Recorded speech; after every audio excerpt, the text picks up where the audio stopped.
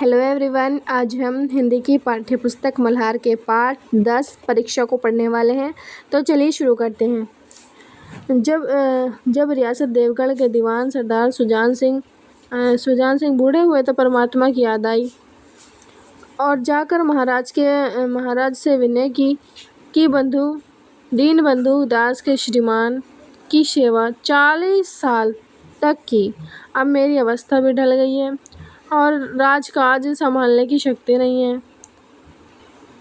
और कहीं भूल चूक हो जाए तो बुढ़ापे में दाग लगेंगे और सारी ज़िंदगी की नेकनामी मिट्टी में मिल जाएगी।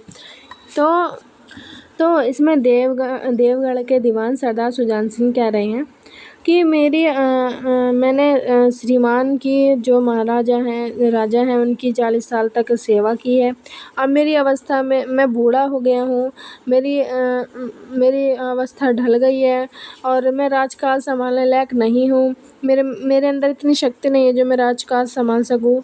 अगर कहीं गलती से भूल चूक हो जाएगी तो बुढ़ापे में दाग लगेंगे और जो सारी ज़िंदगी में नेकनामी कमाई है और उसमें वो सारी मिट्टी में मिल जाएगी। तो इसमें राजा साहब अपने अनुभवशील, नीति कुशल दीवान का बड़ा आदर करते थे और बहुत समझाया, लेकिन जब दीवान साहब ने न माने तो हार कर उनकी एक प्रार्थना स्वीकार कर ली, पर शर्त यह लगा दी कि रियासत के लिए नया दीवान आप ही को खोजना पड़ेगा। तो राजा साहब जो हैं वो सुजान सिंह की बहुत ज़्यादा सुजान सिंह बहुत अनुभवशील हैं, नीति कुशल हैं, बहुत आदर करते थे सुजान सिंह का राजा साहब। और राजा साहब ने बहुत समझाया कि यहीं पर काम कीजिए, कर लीजिए। और उन्होंने सुजान सिंह ने जो दीवान थे सुजान सिंह, उन्होंने मना कर दिया। तो हार कर राजा साहब ने उनकी प्रार्थना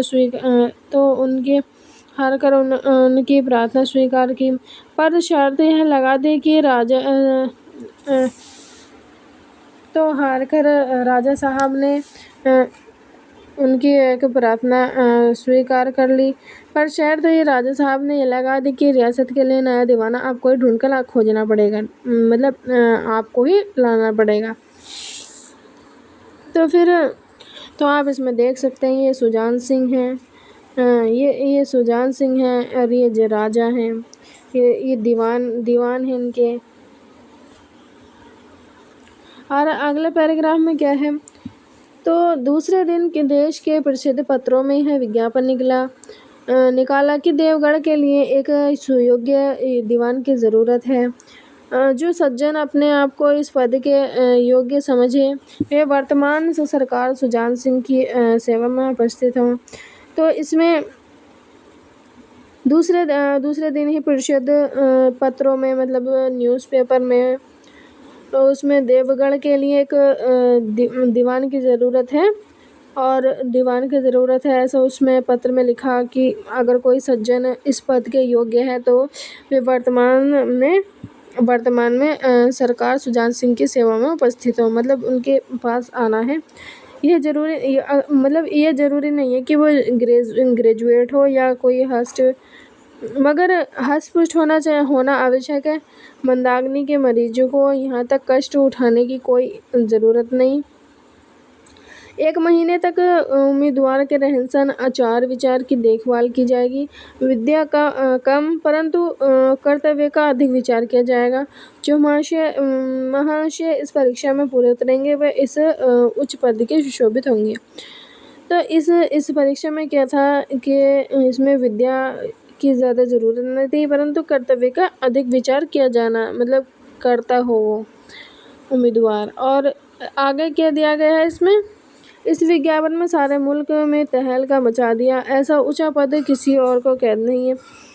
मतलब इसमें सारे मुल्क में, सारे देश में, सारे संसार में तहलका मचा दिया कि ऐसा कोई ऊंचा पद नहीं मिलेगा ये केवल नसीब का खेल है। सैकड़ों आदमी अपना अपना भाग्य परखने के लिए चल खड़े हुए। मतलब सब सोच रहे हैं कि ये नसीब का खेल है, किसी को ही मिलता है तो अपने भाग्य को परखने के लिए वो चले गए। में नए नए और रंग बिरंगे मनुष्य दिखाई देने लगे। प्रत्येक रेलगाड़ी से उम्मीदवार का एक मेला सा उतरा। मतलब ऐसा लग रहा था जब वो नए नए रंग बिरंगे मनुष्य दिख रहे थे तो रेलगाड़ी से उतर रहे थे, तो उम्मीदवारों को ऐसा लग रहा था एक मेला सा उतर रहा हो। कोई पंजाब से चला आता तो कोई मद्रास से, कोई फैशन का प्रेमी, कोई पुरानी सादगी में मिटा हुआ रंगीन अमामे चोगे और नाना प्रकार के अंगरखे और कंटोप देवगढ़ में अपनी सज धज दिखाने लगे। लेकिन सबसे विशेष संख्या ग्रेजुएट की थी। उसमें जो सारे रेल से जो उतर रहे थे तो उसमें जो सबसे ज़्यादा संख्या थी वो ग्रेजुएशन थी उनकी, मतलब ग्रेजुएट थे वो। और क्योंकि सनद की कैद न होने पर भी सनद से पर्दा तो ढका रहता है। और सरदार सुजान सिंह ने इस अनुभवों के आदर सत्कार का बड़ा अच्छा प्रबंधन कर दिया। हर एक मनुष्य अपने जीवन को अपनी बुद्धि के अनुसार अच्छे रूप में दिखाने की कोशिश करता। तो इसमें सुजान सिंह का जो अनुभव है वो बहुत ज़्यादा सत्कार है, बड़ा अच्छा है। और हर एक मनुष्य जो मनुष्य आए थे उन्होंने अपने बुद्धि के अनुसार अच्छे रूप मतलब दिखाने की कोशिश की, मतलब एक प्रकार का दिखावा करने की कोशिश की। जैसे उसमें मिस्टर आ है, वो 9 बजे सो के दिन में उठते थे, लेकिन आजकल वे बगीचे में टहलते हुए सुबह सुबह उठ जाते हैं और बगीचे में टहलते हुए उष्मा का दर्शन करते नजर आ रहे हैं।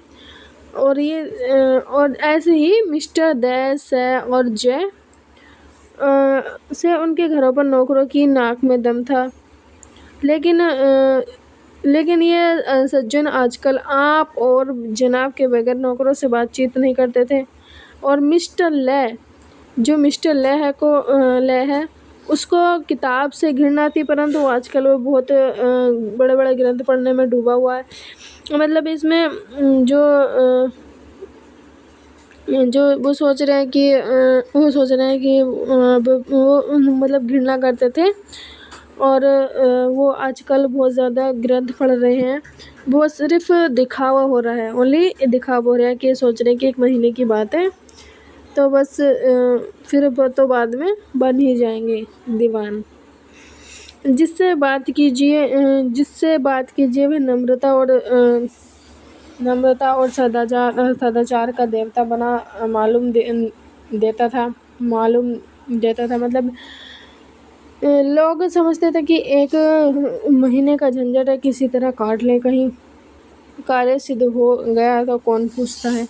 तो वो सोच रहे थे कि 1 महीने की झंझट है तो किसी न किसी तरह से कट जाए तो अच्छा होगा। और कार्य फिर इसमें परीक्षा में पास हो गए तो फिर कौन पूछता है।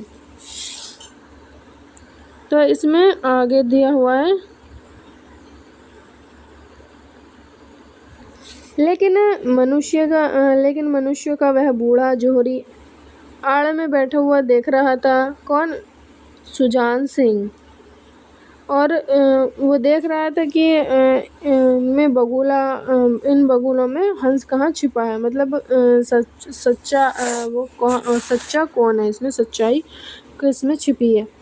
और एक दिन नए फैशन वालों को सूझी कि आपस में हॉकी का खेल हो जाए। यह प्रस्ताव हॉकी के मंजे हुए खिलाड़ियों ने पेश किया। यह भी तो आखिर एक विद्या है, इसे क्यों छिपा कर रखें, और संभव है कि कुछ हाथों की सफाई की ही काम कर जाए। चलिए, तय हो गया और फील्ड बन गई। खेल शुरू हो गया और गेंद किसी दफ्तर के अप्रेंटिस की तरह ठोकरें खाने लगी। और रियासत देवगढ़ में यह खेल बिल्कुल निराली बात थी। पढ़ा लिखे भले मानुस लोग शतरंज और ताश जैसे गंभीर खेल खेलते थे। दौड़ कूद वाले खेल तो बच्चों के समझे जाते थे और खेल बड़े उत्साह से जारी था। धावे के लोग जब गेंद को लेकर तेजी से उड़ते तो ऐसा जान पड़ती थी कि कोई लहर बढ़ती चली आती है, लेकिन दूसरी ओर के खिलाड़ी इस बढ़ती हुई लहर को इस तरह रोक लेते कि मानो लोहे की कोई दीवार है। शाम और शाम के समय जो यही धूमधाम रही, शाम तक यही धूमधाम रही। खेलते रहे लोग और लोग पसीने से तर हो गए। खून की गर्मी आंख और चेहरे से झलक रही थी। हांफते हांफते बेदम हो गए, लेकिन हार जीत का निर्णय न हो सका। अंधेरा हो गया। इसी मैदान में जरा दूर हटकर एक नाला था। उस पर कोई पुल न था। पथिकों मतलब जो उस पर चलने वाले हैं, वो नाले में से चलकर आना पड़ता था, लेकिन अभी बंद ही हुआ था और खिलाड़ी लोग बैठे दम ले रहे थे।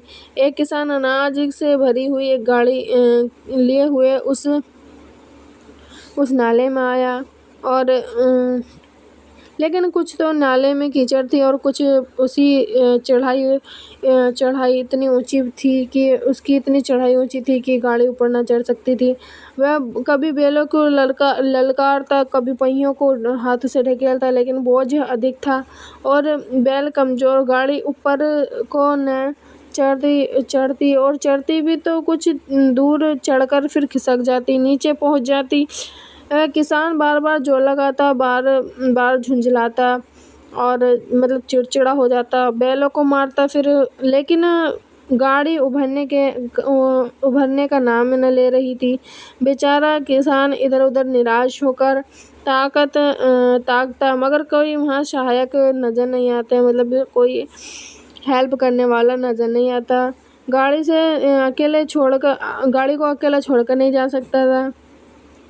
बड़ी आपत्ति में फंसा हुआ था। इसी बीच में खिलाड़ी हाथों से डंडे लिए घूमते घामते उधर से निकले।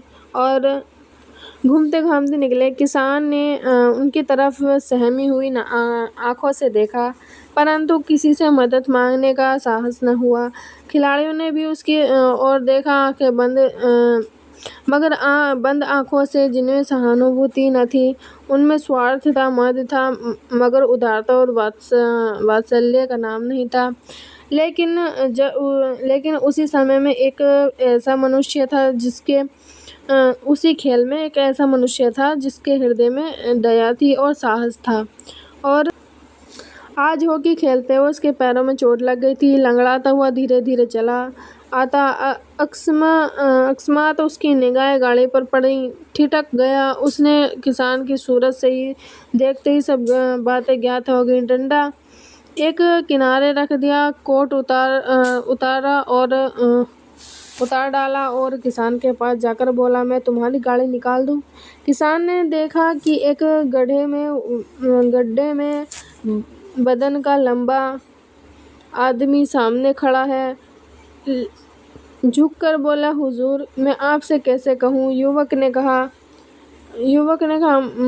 मालूम होता है कि तुम यहाँ बड़ी देर से फंसे हो। अच्छा, तुम गाड़ी पर जाकर बैलों को साधो और मैं पहियों को ढकेलता हूँ। अभी गाड़ी ऊपर चढ़ जाएगी। किसान गाड़ी पर बैठा। युवक ने पहियों को जोर लगाकर उकसाया। कीचड़ बहुत ज्यादा थी, वह घुटने तक जमीन में गड़ गए। जो खिलाड़ी था, उसके जमीन में घुटने गड़ गए हैं, लेकिन हिम्मत न हारी। उसने फिर भी जोर किया। उधर किसान ने बैलों को ललकारा, बैलों को सहारा मिला, हिम्मत बन गई। उन्होंने कंधे झुककर एक बार जोर किया तो गाड़ी नाले से ऊपर थी, मतलब निकल गई। किसान युवक से सामने हाथ जोड़कर खड़ा हो गया। महाराज, आपने आज मुझे उबार लिया, नहीं तो मैं सारी रात यहाँ बैठना पड़ता। युवक ने हंसकर कहा, अब मुझे कुछ इनाम देते हो?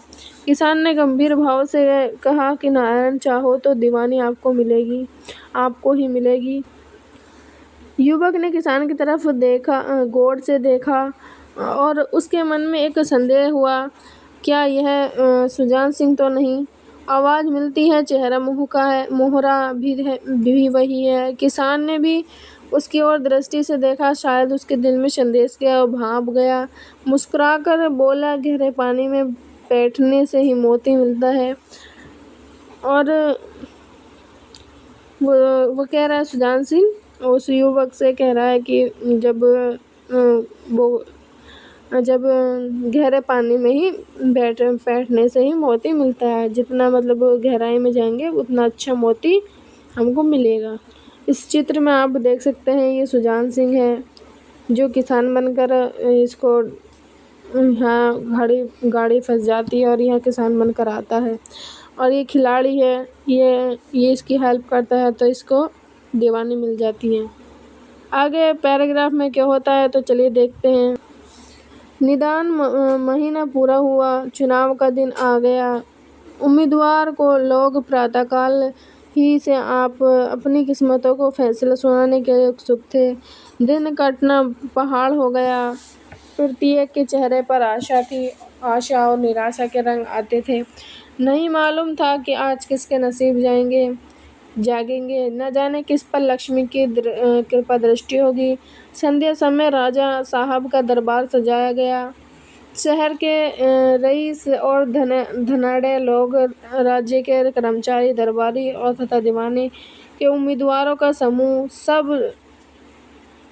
सब रंग बिरंगे सज धज बनाए गए दरबार में आए विराजे। उम्मीदवारों के कलेजे धड़क रहे थे। मतलब इसमें इस वाले जब चुनाव होगा, मतलब जब परीक्षा ली थी उसका जो रिजल्ट का वो इंतज़ार कर रहे थे और वो बहुत ज़्यादा उत्सुक थे। वो अपने अपने बारे में सोच रहे थे। सब लोग वो सोच रहे थे कि पता ना किसके नसीब जागेंगे और किस पर लक्ष्मी की कृपा दृष्टि होगी। और सभी के वहाँ पर एक सामने दरबार में शहर के अमीर लोग आते हैं और कर्मचारी, राज्य के कर्मचारी और दरबारी और दीवानी के उम्मीदवार का समूह, मतलब सब आ जाते हैं और उन उम्मीदवारों के कलेजे धड़क रहे थे। और जब सरदार सुजान सिंह ने खड़े होकर कहा, मैंने दीवानी के उम्मीदवार महाशयों, मैंने आप लोगों को जो कष्ट दिया उसके लिए मुझे क्षमा कीजिए। इस पद के लिए ऐसे पुरुष की आवश्यकता थी। इस पद के लिए ऐसे पुरुष की आवश्यकता थी जो हृदय में दया और साथ आत्मबल, हृदय को जो उदार हो, आत्मबल वह जो आपत्ति का वीरता के साथ सामना करे। और इस रियासत के सौभाग्य से हमें ऐसा पुरुष मिल गया।